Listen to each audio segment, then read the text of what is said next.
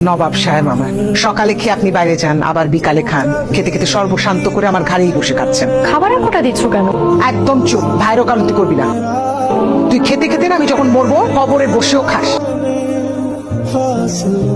ও তো চেষ্টা কম করছে না। কিসের চেষ্টা করতেছে? দেশে করতে পারতো না? বিদেশে যাবে, টাকা পয়সা সব দিয়ে দিছি, কিচ্ছু নাই আমার হাতে। ও তো একদিন ইনকাম করবে, তখন তোমার যা দরকার তাই দিতে পারবে। জান্নাত 2 বছর হয়ে গেছে, একটা টাকাও ইনকাম করে নাই। তুমি তো আসলে অ্যাক্টিভ না। যখন যেটা বলবো সেই সময় সেটাই করতে হবে, তাইলে তাড়াতাড়ি ভিসা হয়ে যাবে। বুঝতে পারো নাই? ভাই আমি না সবকিছু বুঝতেছি, আমার আম্মা বুঝতেছে না। ওরে বাবারে, এত অধৈর্য হলে তো হবে না। এটা একটা প্রসেসিং এর ব্যাপার, এটা প্রসেসিং করে আগাইতে হবে। জি ভাই, আপনি একটু আগান। ঠিক আছে, দেখতেছি। তুমি ওই কিছু দিয়ে যাও, কাজ শুরু করে দিই। তোমারটা কিছু কি দিব ভাই বুঝিনি। টাকা দিবা, আর কি দিবা? টাকা লাগবে না? আবার কিসের টাকা পয়সা দিব ভাই? আপনার না সব টাকা পয়সা দিয়ে দিলাম, আর 2 দিন পর পর যদি আপনি টাকা চান আমি টাকা কোথেকে এনে দিব ভাই? এটা বললে হবে? আমি এ কি নোয়াখালী বরিশাল যাচ্ছ? বিদেশে যাবা, আরো টাকা লাগবে, এই টাকা দিতে হবে তো। বুঝছি। এই কিছু টাকা কত? 40-45 হাজার টাকা দিলেই হয়ে যাবে মোটামুটি। আমি কাজ শুরু করতে পারবো আর কি। ভাই আমি আপনাকে আর 1 টাকাও দিতে পারবো না। ভাই আমি অনেক টাকা দিছি, এখন টাকা ছাড়া যদি আমার যাওয়ানো সম্ভব হয় তাহলে যাওয়ান। আমাকে প্লেনে উঠায় দেন, আমাকে প্লেনে উঠে এখান থেকে পাঠায় দেন, আমি ওই পারে যাই। আমি কিডনি বেচে আপনার টাকা আপনার পাঠিয়ে দিচ্ছি ভাই। আর যদি না পারেন আমার সবকিছু আমরা ফিরে দেন ভাই। নাও নাও, সবকিছু নিয়ে যাও। তুমি টাকা দিবা, তুমি বিদেশে যাবা। প্লিজ আপনি আমি সরি। দেখে কি করা যায়। সরি, অনেকক্ষণ দেরি করে ফেলাম। এজেন্সি থেকে ফোন দিছিল, কিছু ফর্মালিটিস ছিল, ওগুলো কমপ্লিট করতে করতে একটু দেরি হয়ে গেছে। আপনি মানুষটাকে যত দেখছি দিন দিন ততই বেশি। বেঁচে থাকার ইচ্ছা কি অসুস্থ প্রতিযোগিতা বলছে? বেঁচে থাকার আত্মচিৎকার কজনই বা শুনতে পারে বলেন? সরি, আজকে না একটু লেট হয়ে গেল, আমার যেতে হবে। ঠিক আছে, দেখা হবে আবার। চল না, আপনাকে ড্রপ করে দিই। ঘেমে আছে তো অনেক, আজকে না উঠি। এসিতে ঘাম শুকিয়ে যাবে, আসেন।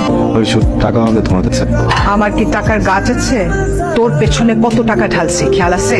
একটা টাকা আয়ত করিস না। বারবার যে এরকম টাকা চাস, লজ্জা করে না? টনসিলের ব্যথাটা একটু বেড়ে গেছিল মা, সরি। মায়া বলেন তো আমি কেন বারবার আপনার সাথে দেখা করতে আসি? মায়ে পড়েছেন? না, সুখের নেশায়। খুব ভালো লাগছে শুনে। আপনাকে অনেক অনেক ধন্যবাদ। আমার এই বাজে মুহূর্তগুলোকে আপনি অনেক সুন্দর করে ফেলেছেন, আমাকে এত সময় দিচ্ছেন। আমি দিনগুলো কখনো ভুলবো না। এভাবে বলবেন না প্লিজ। তাহলে কি বলবো? আপনি অজর বৃষ্টির মাঝে এক মুঠো রক্তর।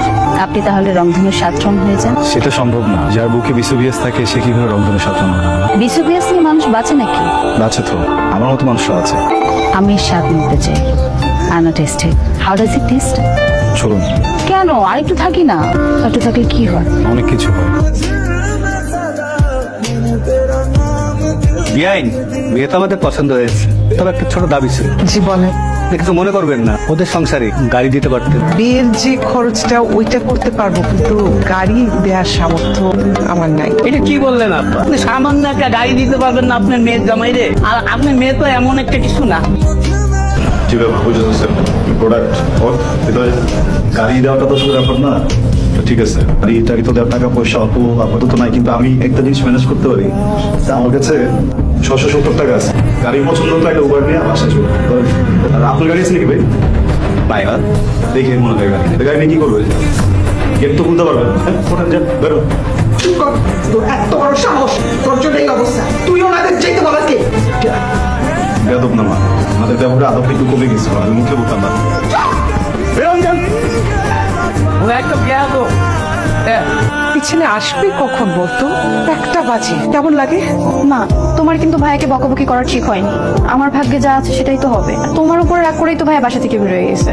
তুমি যাও, শুয়ে পড়ো গিয়ে। আমি ভাইয়ের জন্য অপেক্ষা করছি। আসসালামু আলাইকুম। ওয়ালাইকুম আসসালাম। আমি মায়া। আমি আসলে এসেছিলাম আবিরের খোঁজ নেওয়ার জন্য।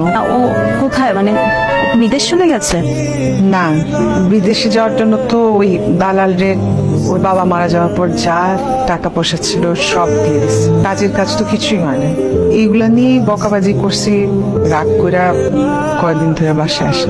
আন্টি আপনি চিন্তা করবেন না। আচ্ছা আন্টি, যে যে ব্রোকারের থ্রু আপনারা মানে কন্ট্যাক্ট করছিলেন বিদেশে যাওয়ার জন্য, ওই ব্রোকারের কন্ট্যাক্ট কি পাওয়া যাবে? আমি আবিরের ব্যাপারে কথা বলতে এসেছি। ওর বিদেশ যেতে আর কত টাকা লাগবে? আপাতত যদি 45,000 টাকা দিতে পারে। 60,000। 1 সপ্তাহের মধ্যে ওকে পাঠানোর ব্যবস্থা করতে হবে। আর যদি না হয় তাহলে কি হবে জানেন? হাজতে। কি খাবে আবার? হাজুদের কথা কেন বলতে চান? হয়ে যাবে, বললাম তো হয়ে যাবে। আবিরের ভিসা হয়ে গেছে, এখন যে কোনো মুহূর্তে ও বিদেশে যেতে হবে। আবির, এই যে দেখ তোর ভিসা হয়ে গেছে। এত খুশি আমি। এই তোর ভাইয়ার ভিসা হয়ে গেছে। সত্যি? আমি বিদেশ যেতে চাই না মা। সব সময় নিজের যেটা ভালো লাগে সেটাই করবি। বিদেশ যাইতে ইচ্ছা করছে, সব টাকা দিছি, এখন আবার যাবি না, এটা ঢং।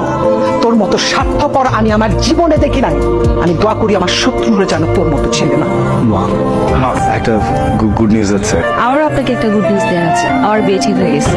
আমি আজকে কার্ডটা আনতে পারিনি, আপনি কি একটা গুড নিউজ দেবেন বললেন? ভিসা হয়ে গেছে আমার। কংগ্রাচুলেশন। যাওয়ার প্রিপারেশনের কিছু কাজ টাজ বাকি, তাহলে যাই। আমারও অনেক কাজ, বিয়ের preparation and all. Okay, see you soon. মা তুমি ফুলের মতো। Thank you. হ্যালো মায়া, তোমাকে একটা জরুরি কথা বলার জন্য ফোন করছে। আমিরের তো ভিসা হয়ে গেছে, কিন্তু ও তো বিদেশ যাইতে চায় না। আমার মনে হয় কারণটা তুমি নিশ্চয়ই বুঝতে পারতেছো আমি কি বলতে চাইছি। জি আন্টি, আপনি চিন্তা করবেন না।